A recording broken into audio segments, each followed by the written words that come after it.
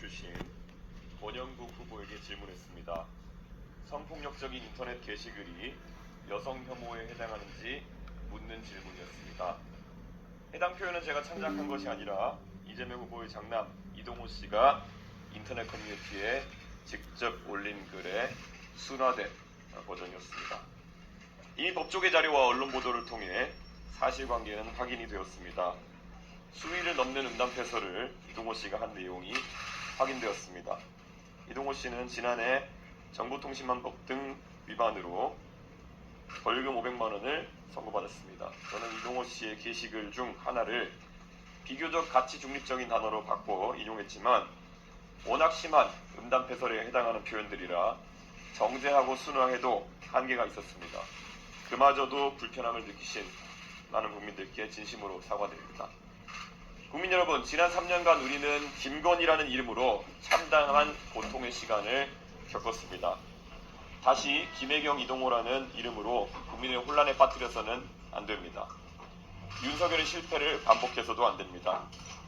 김건희에 대한 도덕성 검증에 소극적이었던 대선 후보 윤석열은 임기 내내 배우자를 방탄하다가 정치적 공경에 처했습니다. 저의 질문은 단순한 자금 목적이 아니라 단계적 검증이었습니다. 인권을 이야기하며 저에게도 여성 혐오라고 지칭했던 후보가 이 같은 표현에 대해 어떤 판단을 내린지 마땅히 확인해야 했고, 이재명 후보는 가족의 일탈에 대해 어떤 책임의식을 가지고 있는지 또 확인해야 했습니다. 그러나 두 후보는 대답을 회피했고 책임을 외면했습니다. 가장 심각한 문제는 이재명 후보입니다. 이동호 씨는 저급한 혐오 표현 외에도 2년 가까이 700회 넘게 총 2억 3천만 원 정도의 불법 도박 자금을 입금한 기록이 나왔습니다. 이재명 후보가 이를 모르고 있었다면 무관심이거나 무능일 것입니다. 그런 인물이 과연 나라를 맡을 자격이 있겠습니까? 이재명 후보는 토론 자리에서 이러한 검증을 신변잡기라며 덮으려고 했습니다. 그러나 대통령 후보자에 대한 검증은 사생활 문제가 아니라 공적 책임의 연장선입니다. 저는 그 점을 분명히 하고자 합니다. 저에 대한 검증 역시 얼마든 환영합니다.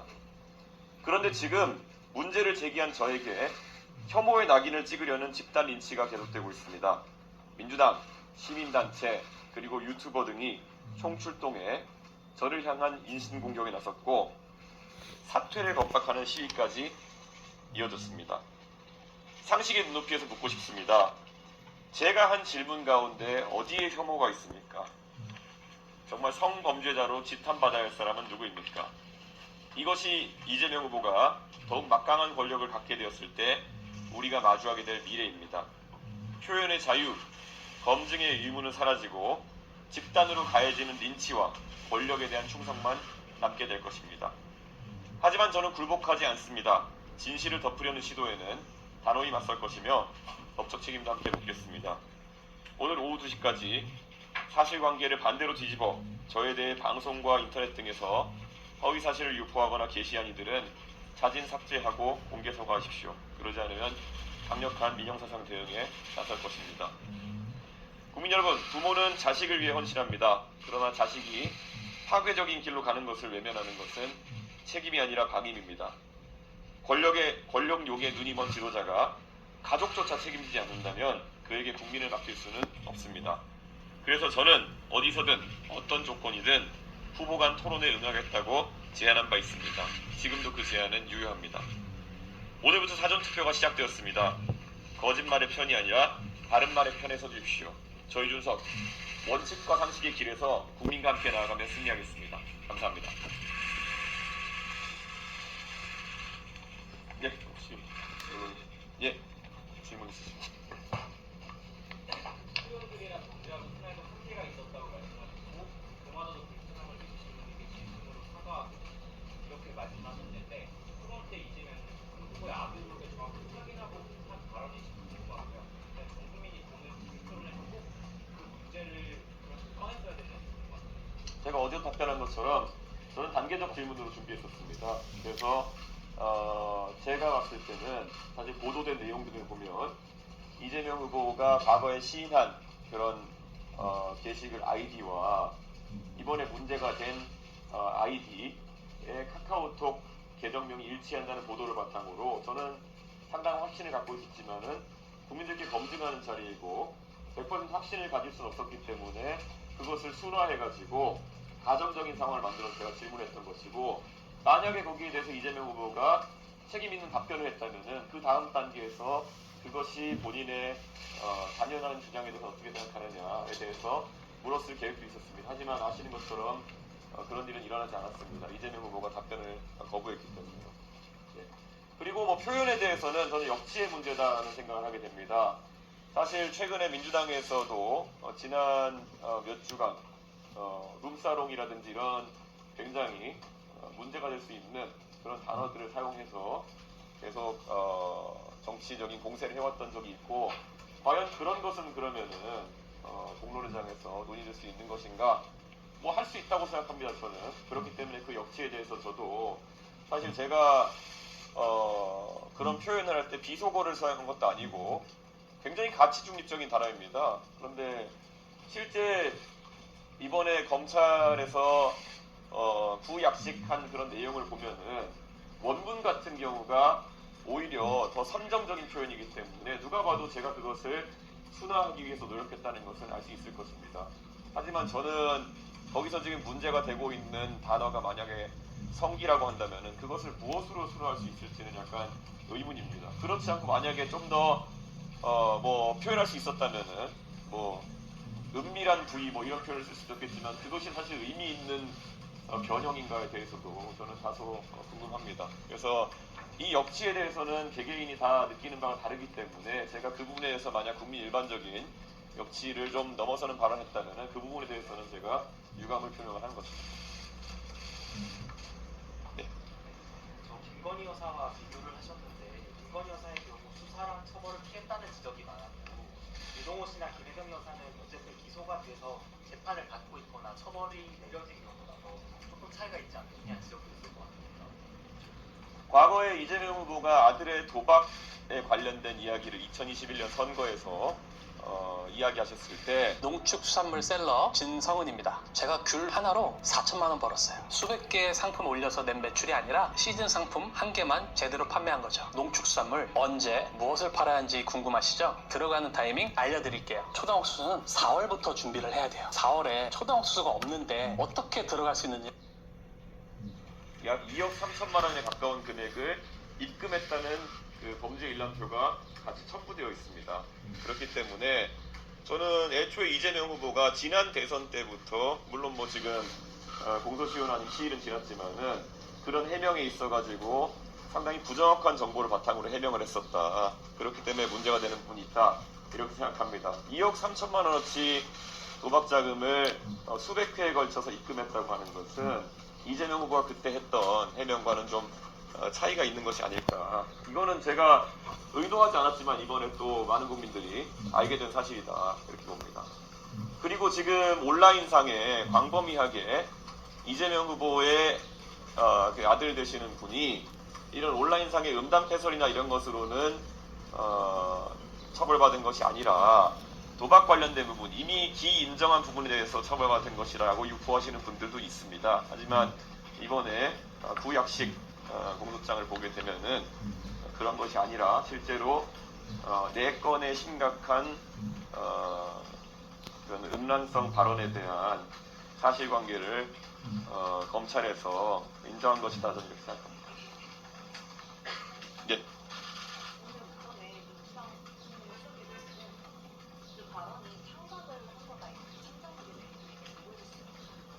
아마 그 내용을 보시면은 그것이 이제 온라인상에서도 제가 여성성기라는 상황을 이야기해서 이야기했다고 해서 과연 그러면 그 표현이 여성성기에 해당하는 것이냐를 가지고 그걸 다퉈보려고 하는 것으로 보입니다.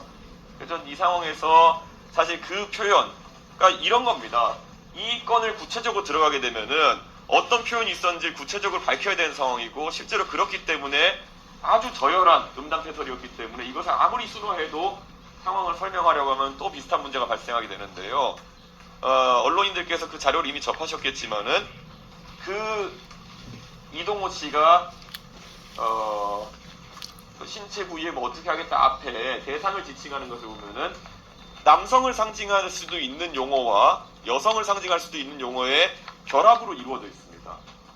그리고 이것에 대해 가지고 워낙 이색적인 용어이기 때문에 그 온라인상에서 그 용례를 이제 묻게 되면은 그것이 여성을 대상으로 하는 것이다라는 이야기도 나올 것이고 남성을 대상으로 하는 것이라는 이야기도 나올 것인데 저는 거기에 있어서 사실 그렇기 때문에 제가 물어볼 때는 그 중에 그냥 하나를 골라서 그냥 가정적인 상황으로 제가 기준을 물어본 것이고요. 저는 그것이 여성에 대한 기준과 남성에 대한 기준이 달라야 될 이유는 전혀 없을 것이다. 저는 그렇게 생각하기 때문에 민주당에서 그런 식으로 만약에 나온다고 했을 때는 저는 그거야말로 이 발언의 실체 자체는 인정하고 정말 특이한 방향으로의 물타기를 시도하는 것이 아니냐. 저는 그런 생각을 할 수밖에 없습니다. 발언을 하신 후보님이 기울려면 정부 차원의 어떤 분당만 저희가 자료를 입수한 것은 사실 오래 전이었지만은 이에 대해 가지고 최대한 절제되고 정제된 질문을 하기 위해 가지고 표현 같은 경우에는 그렇게 단계별로 그러니까 그것이 이재명 후보의 아들의 발언이다라는 이런 이야기를 명시하지 않고 어떤 상황을 가정해 가지고 기준을 물어보는 방식으로 물어보기로 한 것입니다. 그렇기 때문에 돌발 상황은 아니었다 이렇게 말하는 것이. 그리고 제가 어제도 말씀드린 바 있지만은 그 직전 토론에서 권영국 후보님께서 저에게 여성 갈라치기니 혐오니 이런 것에 대한 지적을 하신 바가 있습니다. 그래서 제가 그 토론에서 잘 아시는 것처럼 제가 여성 갈라치기나 이런 것들을 한 사례가 있으면은 권영국 후보님께 좀 들어달라 이렇게 말씀드렸던 바가 있고요. 그래서 저는 오히려 구체적으로 이런 젠더 갈라치기나 아니면은 혐오에 해당할 수 있는 표현의 예시로서 권영국 후보에게 이렇게 어떤 실제를 기반으로 한 어떤 기준을 물어보는 질문을 하게 된 것입니다. 그 아까 말씀하신 게 단어가 이제 더 순화 있으면 뭐 의미랑 분위기 해줘야 되는 거 아니냐 이렇게 말씀하셨는데 사실 지적이 나오는 부분이 단어가 문제가 아니라 이제 성이랑 적당하게 만나면서 이걸 보고 있던 사람들에게 이걸 상상하게 만들고 그걸 성적 불쾌감을 유발했다 이런 것 때문에 지금 문제가 된다는 지적이 있는 거고요. 그리고 이제 그 순간에 답변을 못했다고 들고에서 문제가 있다 이렇게 말씀을 하시는데 말씀하신 순화했고 가정을 전제했고 가공을 했고라고 말씀하셨는데 그 후보들도 그 순간 들었을 때 이게 무슨 말을 하는지 모를 수 있는 거잖아요. 그래서 이런 반박이 있더라고요. 어떻게 생각하십니까?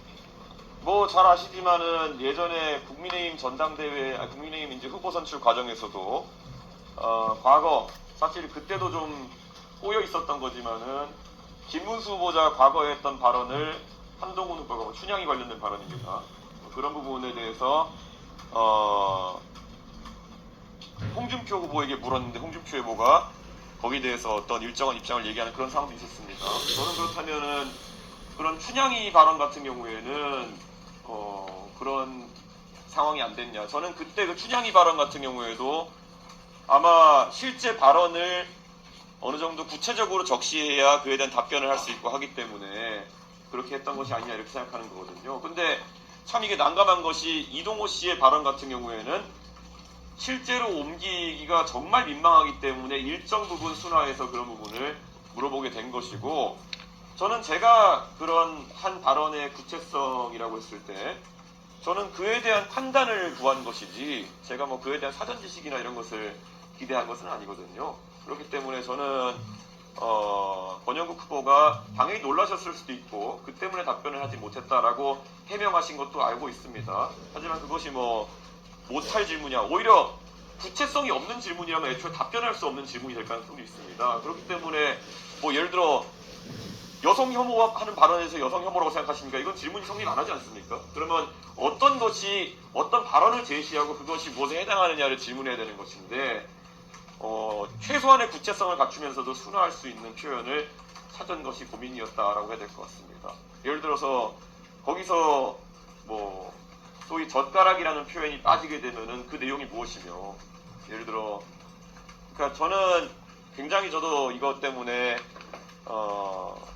국민들께 어떻게 설명돼야 될지 모르겠지만은 발언의 구체성과 아닌 모호성 사이에서 참 지점을 찾기 어려울 정도로 이 발언은 굉장히 처음 들어보는 형태의 음담 해설이었고 그것을 순화해서 표현하기에 저희가 노력하긴 했습니다.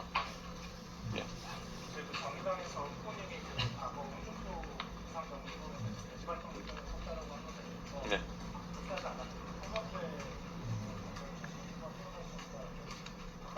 통합회 예, 그건 심상정 후보가 직접적으로 언급하셨다는 취지는 아니었습니다. 근데 당연히 그 상황에서 돼지발전제 문제가 많이 언급되어 있었고 그것을 연당시킬 수 있는 발언이었기 때문에 제가 돼지발전제 관련 언급을 했다고 이야기한 것이었고 그 부분은 제가 그러면 심상정 후보가 직접적으로 언급하지 않았다는 것을 이야기하겠습니다. 하지만 그 당시에 토론장이 아니더라도 다수의 공론의 공간 속에서 돼지발전제 논란이 있었던 것은 많은 국민들이 기억하실 겁니다.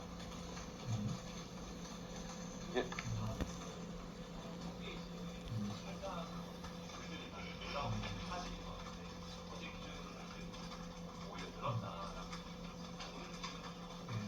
실제로 저희가 그 당원 가입 절차가 그 홈페이지에 가입했다가 이렇게 탈퇴하는 절차이기 때문에 사실 이런 일들이 있을 때 저희가 몇 번 경험해 본 것이 가입하시고 10분 만에 탈당 신청하시는 경우도 있습니다. 그래서 제가 뭐 모든 경우가 그렇다는 건 아니고요.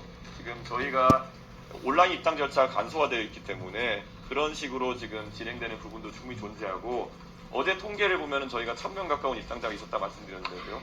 오늘도 추이가 다르지 않다 이렇게 말씀드립니다. 예, 먼저.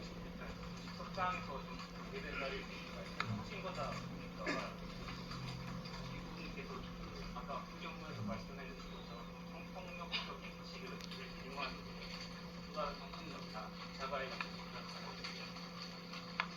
제가 그래서 마찬가지로 말씀드렸지만 공공의 영역에서 참 안타까운 일이 벌어지고 있는 겁니다. 그러니까 오히려 굉장히 심한 욕설이나 굉장히 사회적으로 무리가 될 만한 음란성 발언을 했을 경우에는 그것을 공적인 영역에서 인용할 수 없어가지고 오히려 많은 국민들이 알지 못하게 되는 상황이 있다 그러면은 그거야말로 되게 당황스러운 상황일 것입니다. 과거 이재명 후보 본인이 가족 간의 관계에서 다소 불미스러운 일 때문에 지난 토론에서도 해명하셨지만 하셨던 발언 같은 경우에도 지금 보면 유튜브에서 우리나라에서는 보이지 않도록 처리된 영상도 있습니다. 저는 이것이 가진 약간 역설 같다는 생각이 듭니다. 오히려 발언의 수위가 높고 성적 표현의 수위가 높으면은 그것을 공적인 영역에서 비판하는데 굉장한 곤란함을 가지게 된다는 것. 보도도 어렵다는 의미 아니겠습니까? 저는 이거는 좀 저희가 짚어봐야 될 부분이다 그렇게 생각합니다. 이번에 이재명 후보의 아들분이 하셨다고 알려진 그런 표현들 같은 경우에는 이번에 구약식 공소장에서도 확인된 그 4개의 발언 같은 경우에는 사실 그분이 하신 발언이 무수히 많을 텐데 검찰에서도 이 4개 정도는 사회적으로 용인되기 어려운 수준이다라는 판단으로 약식 기소를 했을 텐데 저는 그 중에 하나가 이번에 국민들에게 알려지게 된 것입니다. 저는 그리고 다시 한번 말하지만은 이것은 연좌나 이런 영역이라기보다는 이재명 후보가 이에 대해서 어떤 기준을 가지고 있느냐 그리고 해명에 성실했느냐를 다루는 부분이다 이렇게 생각합니다.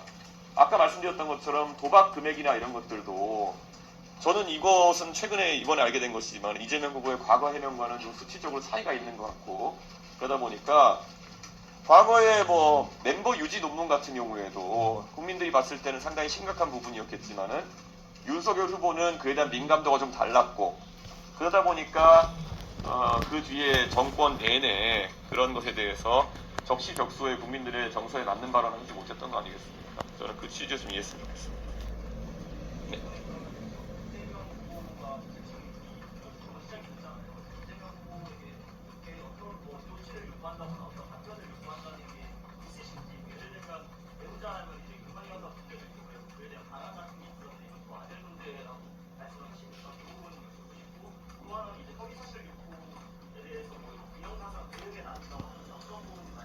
네. 저는 이재명 후보가 사실 어제 무슨 뭐 혐오 발언이 어떻고 하면서 오히려 남을 훈계하듯 얘기한 것 자체가 굉장히 특이했다라는 생각이 듭니다. 이재명 후보 본인 이번에 그 약식 판결이 난 문서를 김혜경 여사가 수령했다는 보도도 있긴 하던데 만약 그 보도가 사실이라면은 이 약식 판결이 난 내용을 아마 모르지는 않으실 텐데 그럼에도 불구하고 실제 그런 발언이 존재했다는 것에 대한 입장 표명 대신에 그것에 대해서 검증하려고 했던 사람에 대한 만약 비판과 비난을 하려고 하셨다 그러면은 그것은 굉장히 잘못된 태도이다 이 지적을 하고 싶습니다. 그리고 아까 말씀드린 것처럼 민주당과 민주당 계열의 많은 스피커들이 이 사안에 대해서 어제 하루 종일 결국에는 그런 발언이 존재하지 않았다는 취지로 그리고 오히려 이준석이 그런 부분에 거짓말을 하고 있다는 취지로 그리고 또 뭐 여러 가지 이런 스피커의 입을 막으려고 하는 공격을 해온 바가 있습니다. 그 중에 뭐 수용 가능한 비판도 있겠지만은 분명히 이거는 하루만 버티자, 이틀만 버티자라는 생각으로 진행한 것도 있을 것이고요. 어제는 급기야는 뭐 국회 윤리를 통해서 뭐 제명을 시도하겠다 뭐 이런 이야기까지 나왔는데 저는 국민 여러분께 한번 여쭙고 싶습니다. 실제로 그런 발언이 있었다는 것이 확인된 그런 상황에 그것에 대해서 검증을 하겠다고 해서 질문한 국회의원을 제명하겠다고 나선다. 이것이 이재명식 독재가 아니고 무엇이겠냐라는 말씀을 드리고 싶습니다. 저는 이 부분에 대한 경각심을 국민들이 가지고 투표에 임하셔야 되는 것이 아닌가 이렇게 생각합니다. 그래서 이런 뭐 요즘 뭐 유튜브 방송이나 이런 곳들 매일 방송을 하는 곳들도 있고 하기 때문에 분명히 어제 방송에서 본인들이 잘못한 내용을 오늘 방송에서 정정할 기회가 있을 것입니다. 그런데 그런 기회를 적극적으로 활용하지 않는 그런 유튜브 매체나 이런 곳에는 저희가 민영사상의 책임을 지울 수밖에 없다는 그런 말씀을 드린 겁니다. 네, 여기까지 할게요. 사전 투표 일정 단일화 안 합니다. 예.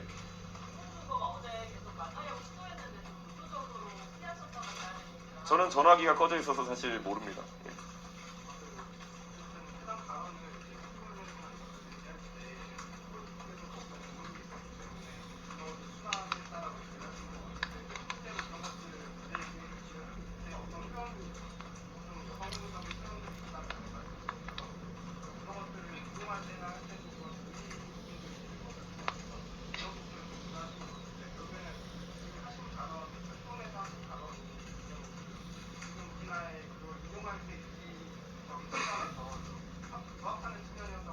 차라리 그 기준이 명확했으면은 이런 일이 발생하지 않았을 겁니다. 그런데 아시는 것처럼 오히려 춘향이 뭐 하는 얘기다 이런 것들 같은 경우에는 비속어가 들어간 겁니다. 예, 거기서 뭐 춘향이와 무슨 관계를 했다 이런 게 아니라 아예 비속어가 들어간 발언 아니겠습니까?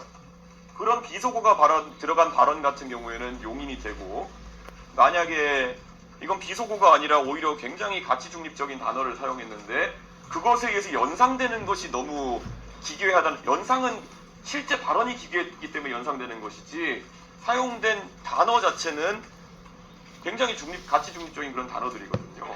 그렇기 때문에 저는 여기에 대해서 우리 사회가 이번 기회를 통해 가지고 한번 논의해 봐야 된다라는 생각을 합니다. 아니 실제로 예를 들어 우리가 보도를 할 때도 언론인들께서도 보시면 굉장히 어떤 범죄자의 범행이 흉악하면은 그 보도 자체도 아무리 순화를 한다 하더라도 잔혹해질 수밖에 없는 것입니다.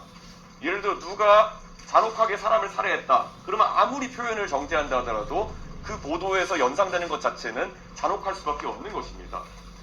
그런데 그런 걸 가지고 우리가 언론인들께서 그런 어떤 잔혹한 사건에 대한 보도, 국민의 알 권리를 제약하면 안 되는 것처럼 마찬가지로 원문 자체가 굉장히 수준이 낮고 저열한 것은 그럼 앞으로 지적하면 안 된다는 것인지 이러면 오히려 욕을 하거나 아니면 무리를 일으킬 거면 차라리 보도하기 어려울 정도로 정치인이 언급하기 어려울 정도로 큰 사고를 쳐라 뭐 이렇게 되는 거거든요. 저는 당연히 뭐 그런 극한 논리는 아니지만은 저는 그 부분을 감안해야 된다 이런 생각을 하고 있습니다. 예, 죄송합니다. 모든 전국 전제 조건이 이재명 후보의 아들이 그 해당 댓글을 단 거다라는 그게 전제인데 일각에서는 그 아이디와 그 인물이 동일하지 않다라고 설명하시는 분들이 있거든요. 예. 여기서는 그거를 이제 확인하시게 된 시점 계기 제보 같은 게 있었는지. 그 약식 기소된 기소장을 보게 되면은 이재명 후보가 아들이 했던 그 발언들이 왼쪽에 어떤 아이디나 계정을 통해 가지고 했는지가 적시되어 있습니다. 물론 그것이 익명화되어 있긴 하지만은 두 개지 다른 아이디를 가지고 그런 발언을 했다는 취지로 되어 있고, 사실 인물에 대한 기소기 때문에 그 약식 기소, 구약식 기소장에 그 발언들이 적시되어 있다는 것만으로도 저는 검찰이 상당한 증거를 가지고 그 화자가 이재명 후보의 아들이라는 것을 밝힌 것이다, 이런 생각을 하고 있습니다. 학교에서도 계속 예. 민주당의 정정 기획 주신다 말씀하셨는데요. 예. 그 페이스북에 기사 하나를 어제 공유하셨는데, 예. 그리고 그 이후에 또 공유한 게 이제 이정호 씨의 약식 명령. 네. 보면 엄밀히 따지면 기사에 언급된 그 카리나 씨 관련 댓글은 공소장에 없더라고요. 그래서 제가 보기에는 어쨌든 이 사태에서 가장 큰 피해자가 카리나 씨인 것 같은데, 그 후보께서 그 페이스북에 올리시는 바람에 심지어 얼굴도 그대로 나오는 영상을 올려가지고 더 피해를 키우고 있다, 이런 지적이 있는데, 혹시 지금이라도 저는 그 부분에 대해서 저는 이런 사건에 있어가지고 어느 누구도 추가적인 피해를 입는 것을 바라지 않습니다. 근데 아시는 것처럼 해당 언론사가 가장 신속하게 그런 내용을 단독 보도하게 되었고, 실제로 사전투표가 이제 다음날 시작되는 상황 속에서 유권자들이 거짓 주장에 기반한 투표를 할 가능성은 상당한 우려가 있는 상황이었습니다. 그리고 그 카리나 씨의 사진이 뜬다는 것은 당연히 이제 페이스북이나 아니면 여러 매체에서 사용하는 프리뷰 기능을 통해 가지고 해당 매체가 기사 내 사진으로 삽입한 그 사진이 뜬 것이지 제 의사가 반영된 것은 아닙니다. 그렇기 때문에 좀 안타까웠던 것은 그 시기에 다수의 언론에서 만약에 그 사실을 보도하는 상황이었다면은 저는 저도 그런 부분에서 다른 언론사의 기사를 선택해서 공유할 수 있지 않았을까 하는 아쉬움이 좀 있긴 하지만은, 저는 그 부분에 대해서 사실 유권자의 알 권리, 그리고 또 한편으로는 사안의 시급성 등에 따라서 그렇게 판단할 수밖에 없다는 생각을 합니다. 그래서 당연히 카리나 씨 등을 비롯해가지고 이 모든 과정에서 만약에 다른 분이 피해를 입는다 그러면은 그것은 정말 안타까운 일이고, 그렇게 돼서는 안 된다고 생각합니다. 네, 여기까지 하겠습니다. 오늘 충분히 했습니다. 예, 다음에